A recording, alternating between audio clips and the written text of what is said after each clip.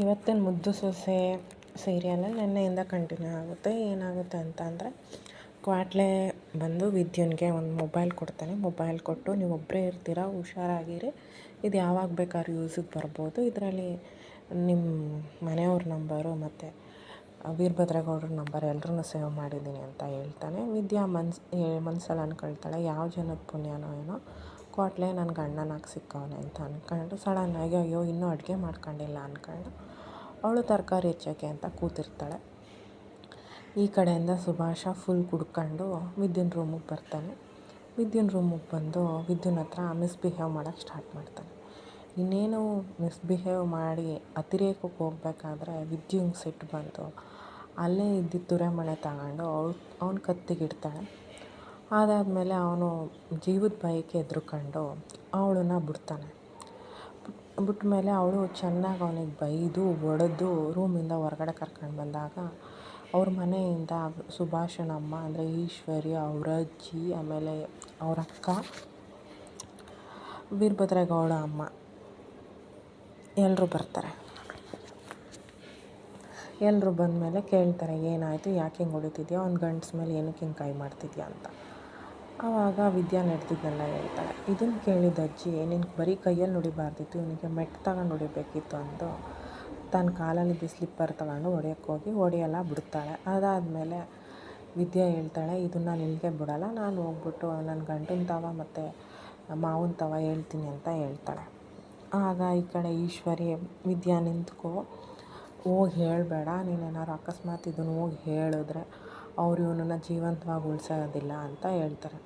ಆಗ ವಿದ್ಯಾ ಹೇಳ್ತಾಳೆ, ಗೊತ್ತಿಲ್ಲದೆ ಮಾಡೋ ತಪ್ಪು, ಇದು ಅವನಿಗಿರೋ ದುರಹಂಕಾರ, ಈ ದುರಹಂಕಾರ ಕಮ್ಮಿ ಆಗಬೇಕು ಅಂತಂದರೆ ಅವ್ರಿಗೆ ಹೇಳಲೇಬೇಕು ಅಂತ ಹೇಳಿದಾಗ ಈ ಕಡೆ ವೀರಭದ್ರನಮ್ಮ, ಬೇಡ ವಿದ್ಯಾ, ಈಗ ಆಲ್ರೆಡಿ ಮನೇಲಿ ಸಿಚುಯೇಷನ್ ಸರಿ ಇಲ್ಲ, ಮನೇಲಿ ಎಲ್ಲರೂ ಬೇಜಾರಾಗವ್ರೆ, ಇದನ್ನು ನೀನು ಹೋಗಿ ಹೇಳಿದ್ರೆ ಕಷ್ಟ ಆಯ್ತದೆ ಅಂತ ಹೇಳಿದಾಗ ವಿದ್ಯಾ, ಸರಿ ಆಯಿತು, ನಾನೀಗ ಇದನ್ನು ಇಲ್ಲಿಗೆ ಬಿಡೋದಿಲ್ಲ, ಅವನಿಗೆ ಹೆಣ್ಮಕ್ಳ ಜೊತೆ ಹೆಂಗೆ ಬಿಹೇವ್ ಮಾಡಬೇಕು ಅನ್ನೋದನ್ನ ನೀವು ಹೇಳ್ಕೊಡಿ ಅಂತ ಹೇಳ್ತಾಳೆ. ಆಗ ಈಶ್ವರಿ, ಸರಿ ಆಯಿತು, ನಾನು ಹೇಳ್ತೀನಿ ಅಂದ್ಬಿಟ್ಟು ಸುಭಾಷನ್ಗೆ ಹೊಡ್ಕೊಂಡು ರೂಮಿಗೆ ಕರ್ಕೊಂಡು ಹೋಗ್ಬಿಟ್ಟು ಅವನಿಗೆ ರೂಮಲ್ಲೂ ಹೊಡಿತಾಳೆ. ಇದರಲ್ಲಿ ಈಶ್ವರಿ ಒಂದು ಪಾಸಿಟಿವ್ ಆಗಿ ಬಿಹೇವ್ ಮಾಡ್ತಾಳೆ. ಅಂದರೆ ಒಂದು ಹೆಣ್ಣಿಗೆ ಏನು ಗೌರವ ಸ್ಥಾನ ಕೊಡಬೇಕು ಅನ್ನೋದನ್ನು ಅವಳು ಸರಿ ಅಂತ ಇದು ಮಾಡ್ತಾಳೆ, ಮಗುವಿಗೆ ಸಪೋರ್ಟ್ ಮಾಡಲ್ಲ. ಅದಾದಮೇಲೆ ಅವಳಿಗೆ ಈಶ್ವರಿಗೆ ಭಯ ಸ್ಟಾರ್ಟ್ ಆಗುತ್ತೆ. ಇದನ್ನು ಇಟ್ಕೊಂಡು ನಾಳೆಯಿಂದ ವಿದ್ಯಾ ಏನು ಬಿಹೇವ್ ಮಾಡೋಕ್ಕೆ ಸ್ಟಾರ್ಟ್ ಮಾಡ್ತಾಳೋ ಅನ್ನೋದು ಈಶ್ವರಿ ತಲೆಗೆ ಬರುತ್ತೆ. ಅದಾದಮೇಲೆ ಈ ಕಡೆ ಚಿತ್ರ ಅಂದರೆ ಸುಭಾಷನ ಅಕ್ಕ, ನೀನು ಹೊರಟೋಗು ರೂಮ್ಗೆ, ಇಲ್ಲ ಅಂತಂದರೆ ಅಮ್ಮ ನಿನಗೆ ಹೊಡೆದೇ ಇದು ಮಾಡಿಬಿಡ್ತಾಳೆ ಅಂತ ರೂಮಿಗೆ ಕಳಿಸ್ತಾಳೆ. ಅಲ್ಲಿ ಸುಭಾಷ ರೂಮ್ಗೆ ಹೋದಾಗ ಚಂಪಾ ಕಾಯ್ಕೊಂಡು ಕೂತಿರ್ತಾಳೆ. ಅವಳು ಕೇಳ್ತಾಳೆ, ಯಾಕೆ ಹಿಂಗೆ ಮಾಡಿದ್ರಿ ಅಂತ. ಇವನಿಗೆ ಸುಭಾಷನ್ಗೆ ಸಡನ್ನಾಗಿ ಏನಾದ್ರು ಗೊತ್ತಾಗ್ಬಿಡುತ್ತೆ ವಿಷಯ ಅಂತ ಅನಿಸುತ್ತೆ. ನೋಡಿದ್ರೆ ಅವಳು ಕೇಳೋದು, ಅವ್ನು ಕುಡ್ಕೊಂಡು ಬಂದಿರೋದಕ್ಕೆ ಯಾಕೆ ಹಿಂಗೆ ಮಾಡಿದ್ರಿ ಅಂತ.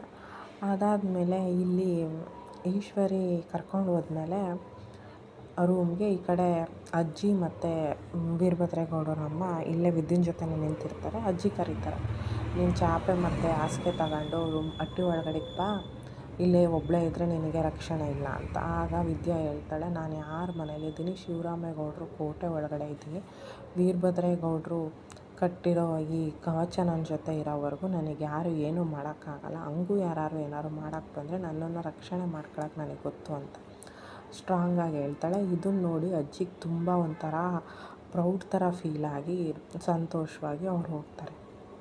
ನೆಕ್ಸ್ಟ್ ಡೇ ಆಗುತ್ತೆ. ನೆಕ್ಸ್ಟ್ ಡೇ ಸೀನಲ್ಲಿ ಏನಂತ ಅಂದರೆ, ಈ ಕಡೆ ವೀರಭದ್ರೇಗೌಡ ಕ್ವಾಟ್ಲೆ ಡಿಸ್ಕಷನ್ ನಡೆಸ್ತಿರ್ತಾರೆ. ಅಂದರೆ ವೀರಭದ್ರೇಗೌಡರು ತುಂಬ ಬೇಜಾರಲ್ಲೇ ಇರ್ತಾರೆ, ನಾವು ಅಪ್ಪ ಹಿಂಗೆ ನನ್ನನ್ನು ದೂರ ಇಟ್ಟರಲ್ಲ ಅಂತ.